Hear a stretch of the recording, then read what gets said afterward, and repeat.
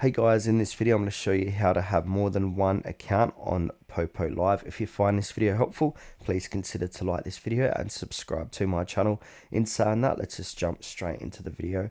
Okay, the best way to do this is to open up our Poppo Live account, then from here sign into your account. Now once we've signed into our account, click onto your user profile on the bottom right hand corner of the page. Now inside of here you're going to see our user profile. And now we need to look for the settings or gear icon. So here on my screen, it's on the top right. Now below settings, it's got the option to switch account. So from here, we can go ahead and add or register an account. So once we do this, we can switch between different accounts on your Poppo Live app. So click on add or register an account. Now it's going to give you the option to log in with your Google, Facebook, email, etc. So for this demonstration, I'm going to log in my Google account. Now I'm going to accept the user agreement. Now I've chosen my new account, agree and share.